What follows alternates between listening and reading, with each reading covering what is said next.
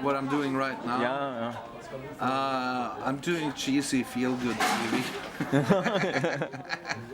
Yeah. So I do a lot of small things, folk song, events, everything.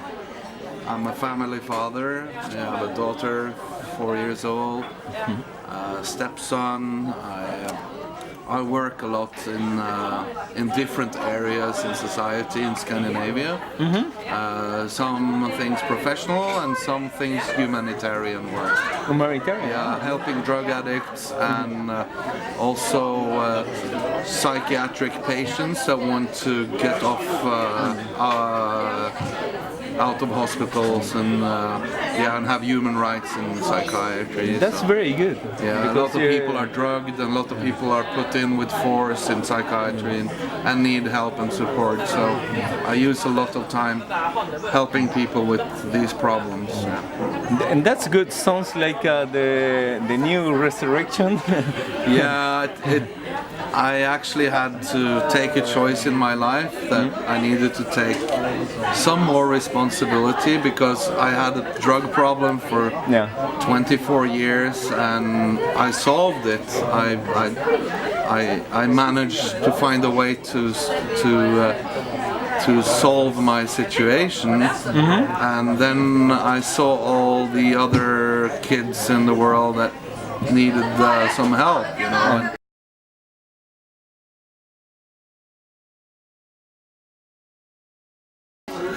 No, it became actually very expensive because our bass player Tim Skold lives in LA. And it became a lot of hassle to fly him over every time we had a concert. And we did not kill the band. We just said we need to find a more economical, sensible way to do it. So, and we were stupid enough to find a record label that didn't understand the concept. Whether you were looking for it. Yeah, because the album we released was very well received everywhere except in Norway, because then the critics were just writing about why this is not Turbo Negro. So I know. Yeah, so it was kind of misunderstood on purpose.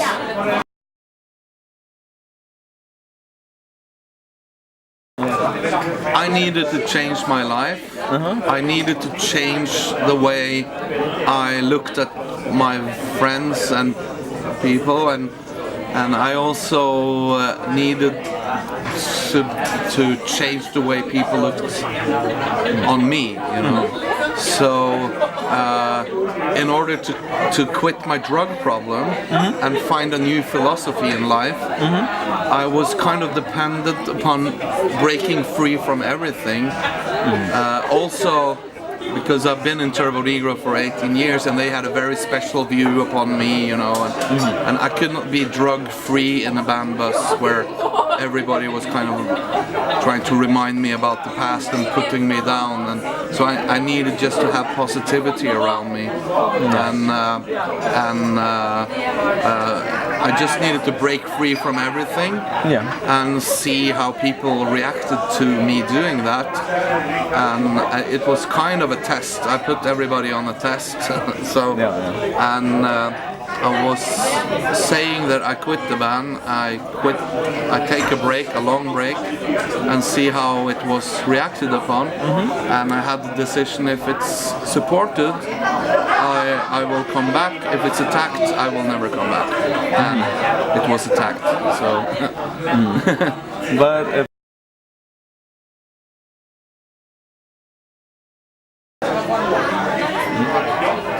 I don't know what to say about that. It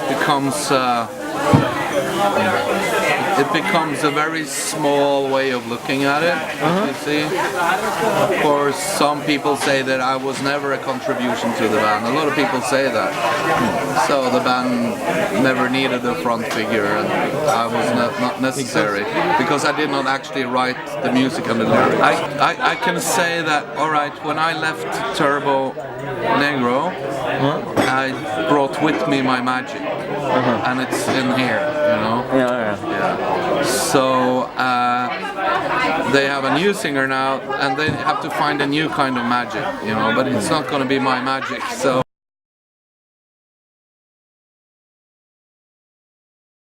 No, never. I heard a couple of songs.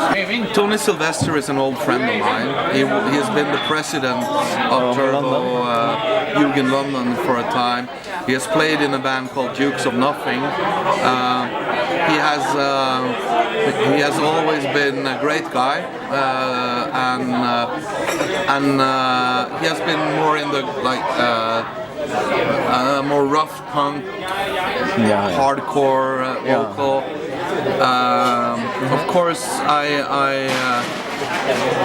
I see that for the band they will actually need to change the whole musical side. So of course it's very different. Yeah, but yeah, it's more like a punk thing now. But Tony has always been a strong singer and a cool guy. So I don't. It just takes some time for people to get used to it. And I'm busy, so I don't. If I was very occupied with finding out what happens with Turbo Negro, I would never have left the band. You know. Yeah. So when you leave something, you need to kind of let it be, you know. So. It was a stupid way because personally I think it could have happened much faster. But the problem with the underground is that it's a bit, you know, rock and roll is about to be freedom and do what you want, but it's a lot of policing, you know, it's actually a bit control and you need to have credibility, you must be underground, and that actually become like psychologic fascism, if you get it, and then like being willing to go out and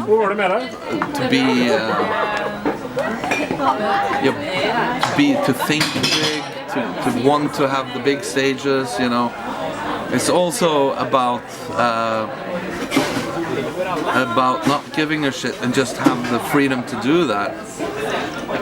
And I think Turbo Negro actually spent more time than necessary to get up on the big stages because everybody had these credibility problems inside their heads, you know. Is it okay to be big? And, it's like weird thinking, and me too, you know, like, is this cool? Is this for real, you know? And, and suddenly we realize, hey, fuck, we can do whatever we want. If we want to be big, we can do it, you know. But even then it became like a lot of fear in it. And I just I think we could have done it much faster and much bigger. Looking back, we shouldn't care so much about everything.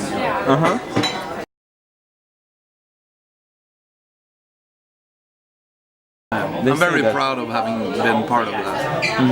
I really am, and I'm very proud to have been part of a band that created the movement that showed that it is actually possible.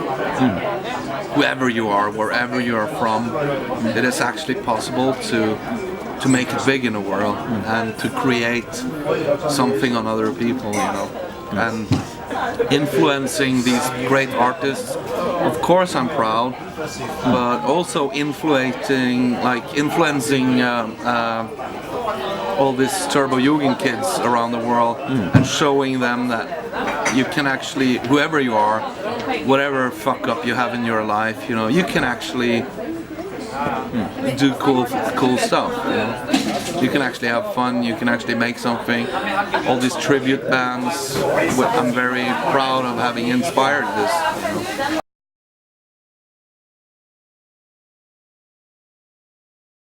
Also, the rules was pretty yeah, much the rules, me. yeah. You know? Yeah, I know. And This is interesting, for example, for the Turbo Yugi in Argentina and Chile. yeah, because the rules are actually that I dictate all the rules. What do you think, for example, now in 2013? Well, I'm a bit sorry because I don't. Yeah, like the holy day is my birthday. You know, like, a lot of the rules in Turbo Yugen are connected to me. You know, and of course I can see it can become a bit problematic. And the singer in the band is still the president in a fan club. You know, it's about many rules that are broken, but a lot of the rules were actually meant to be broken. And the rule is that there is no rules, and yeah. So I can. It's actually anti-rules. There's a lot of rules, but they're anti-rules. You know? So I understand the confusion, but I like it.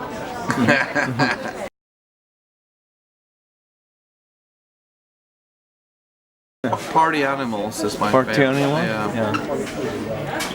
All my friends are there. Yes, those songs are really cool, and it was.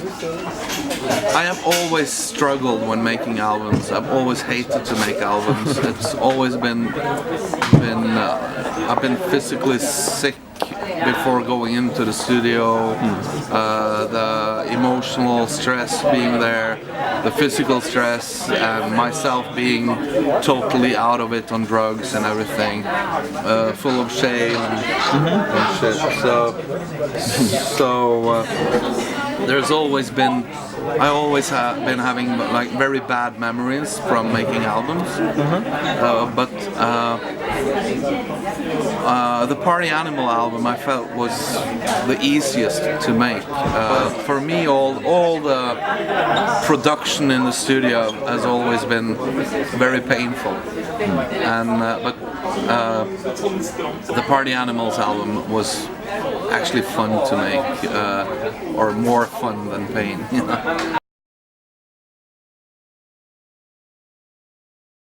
Yeah, well, I have been a bit disillusioned about rock and roll and scene, you know, because when I was a kid, you know, I wanted rock and roll to be like the big rebellion, the big freedom of expression and everything. But music as a whole is really beautiful.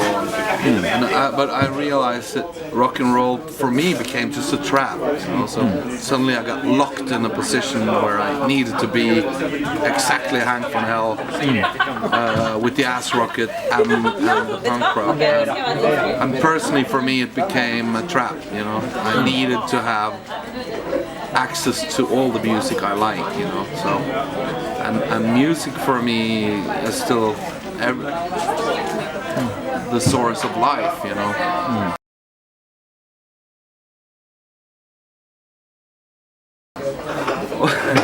Yeah, I played, you know, like the Victor Jara of Scandinavia in the 60s and 70s. Victor Jara is from Chile, yeah? Yeah. So, and this folk singer lived in Sweden in the 60s, 70s. Yeah. He died in the 80s, and he was a very outspoken, like. I could watch the movie. Yeah. It was very good with very good critic. Yeah, and contemporary critic, revolutionary, but also a free spirit. But he also had lots of problems in his life, and his life was very, very similar to my own. So it was very difficult to play another person that had the same problems in his life that I myself had. So I could see all my bad sides in this other person. You know? One of that movie, it's about my life, just in another artist. Now, Victor Jara was the one I when I was a kid, I was really engaged in the Chile situation, you know, in the early the 70s, 80s, yeah. in the dictatorship. Yeah, the story about Victor Jara made a huge impression on me, you know, like this guy who would never stop singing, you know. Like, Yeah, and he died singing. Broke his fingers and he wouldn't shut up, you know, and also I met a lot of Chilean refugees who had came to Norway to get away from Chile, so To survive. to survive, yeah. I learned a lot about the Allende family, and I was studying that very hard. So, and then suddenly, you know, Pinochet jumped ship and things are different, but Yeah, I still with see some influence from the north. yeah. But I see that there is still like a lot of things from that time that has never been officially confronted. I guess Chile should have a truth committee or something, you know. It becomes a little bit like Spain after Franco died, you know, that a lot of people are still in the same positions. I still see sometimes students are frustrated, and I guess it's a lot of past that is still running in people's head. Of course, I would say flourish and prosper, and of course, I have seen this for a long time that you know, Argentina, Chile, Brazil will be leading in the world economy very soon. So, and also in culture and sports. So it's really fun to see, you know. Had you been in South America? I've been in Brazil. In Brazil? Yeah. In which city? Rio. In Rio, yeah. I would love to see Argentina because, a little Would bit. you like to go to Buenos Aires? I would love that. Would you like to sing there something? Sure. If it would What happen. would you like to sing there? I don't know. Would do the whole Evita musical. Yeah, Don't you can go cry to for Corrientes me, Avenue. Argentina. Yeah, that's good. I would love to party with Boca Juniors. Yeah, you can go to watch That would a be- football match there. I would love to see Boca Junior play. Yeah, so Meet the fan club. you can chat Boca to your Juniors friends. is like, People come to Argentina to watch Boca Juniors play and be with the supporters and eat a lot of beef and steak from La Pampa. Yeah. So And Terra de Fuego, Tierra del Fuego, yeah, in I would Patagonia. love to I'm see very that fan. area.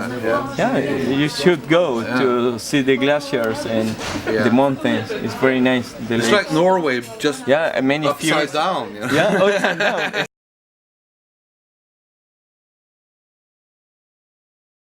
Just need to be a great guy. You can look however you want, be as ugly as me, as long as you're a great guy. This is the Make secret. women see through.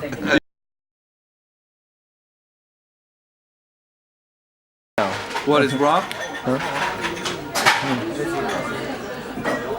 For me now, rock is to unrock. You take all the rules that have existed with rock for the last 60 years. You take all these rules and you break them. Then you have rock one more time. Okay. It's about breaking rules, not following It's rules. break. Yeah, and especially when it comes to rock and roll law. You want to, you know, like the new guitar solo now is to read the poem, just to provoke you. Yeah. No, but now I'm serious. Rock and roll will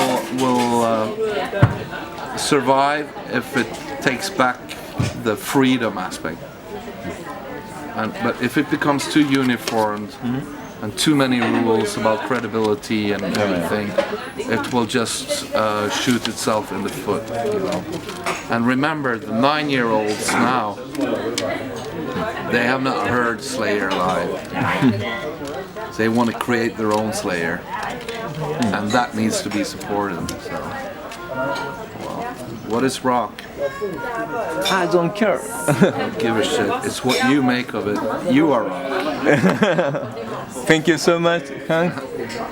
So, Thank you, man. so this Yeah, it's a movie. is going to Argentina or Chile, so you know. Show it to Evita Perón. Maybe she'll come and be. No.